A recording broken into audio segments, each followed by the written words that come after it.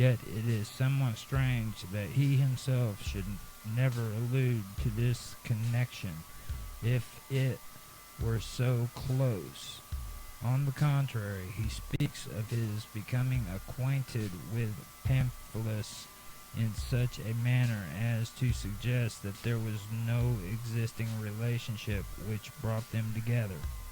In a note on the passage already quoted, Fabricius defends the rendering friend of Pamphilus by supposed examples of a similar usage. Thus, C. Avianus Philoxenus acquired the name Avianus from his friend Flaccus Avianus, as Cicero writes, Epist ad familiares XIII 35. The name of Varius he received because there was no man with whom he was more intimate than with Flaccus Avianus, who, as I think you know, was my own most intimate friend. XIII. On this example, it is enough to say that the Latin usage is no authority for the Greek. In the same note, Fabricius adds, Etiam ludus Lacobi et Petrus Damiani dictus Etercu a fratri, on Luke XI 16. Meyer remarks that it is usually rendered Judas, the brother of James, and therefore the son of Alphaeus, but without any foundation in exegesis. Hence, here and in Acts I 13, we must read Judas, son of James, of which James nothing further is known. And on Acts I 13, Meyer again remarks that the relationship is arbitrarily defined as brother of the younger James. It is son of and otherwise unknown. James, this interpretation is now almost universally accepted. Thus, Huther on Jude 1 writes, it is arbitrary to supply two instead of the usual supplement and ruse introduction to Jude. Kettle dernier formulae doit signifier necessarement fills de jacus et non frere de jacus compare the idiotismus gracis, page 12. Vel involvit substantivum ut filios vel pro illo sumater, on which Herman marks anat ad vig de idiot, p. 701. Significant ut ons foise, so phronisco unicum ut ulam esse soi or koi cui patir ferit, so phroniscus quo ab alice aliis Socratibus distinguar, so phroniscum non aliam habet patrem, even patrim.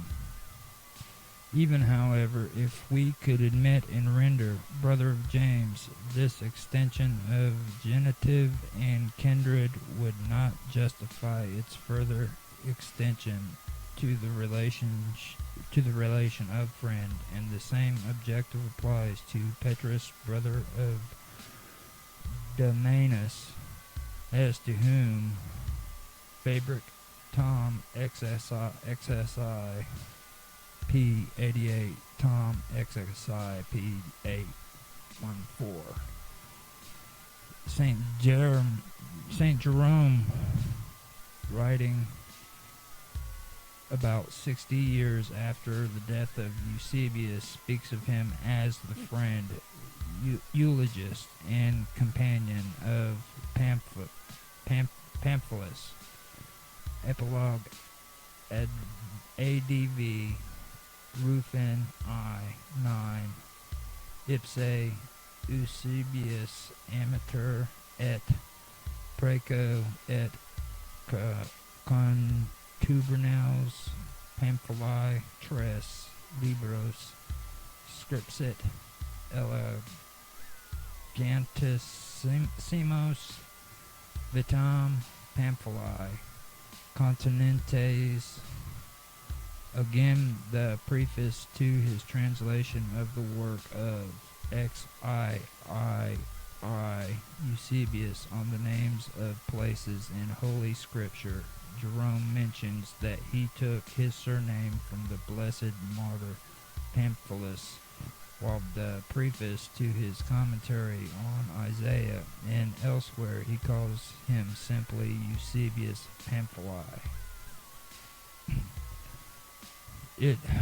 If it seems strange that Jerome, who lived in the next generation to Eusebius, has failed to give a correct paraphrase of his adopted name, we must remember that Latin, not Greek, was Jerome's native language, and that in the preface to his translation of the Chronicon of Eusebius, he speaks in the strongest terms of the difficulty of rendering the peculiar and, so to speak, the native idiom of the language.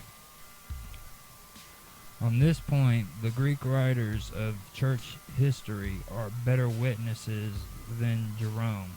Socrates, in the first words of his ecclesiastical history, circa 430 AD, calls him simply, without any comment on the surname, calls him some strange Greek writing name, and without any comment on the surname, which ought therefore be taken in its usual and well-known sense.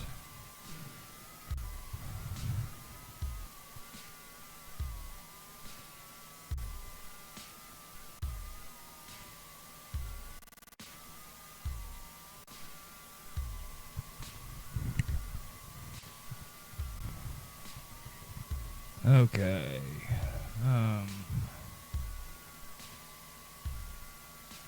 On this point, the Greek writers of church history are better witnesses than Jerome. Socrates in the first words. I've already gotten that part. I've lost my spot.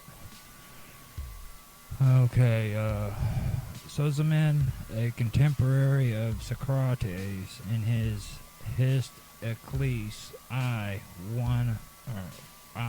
1.9 writes more strange Greek writing, and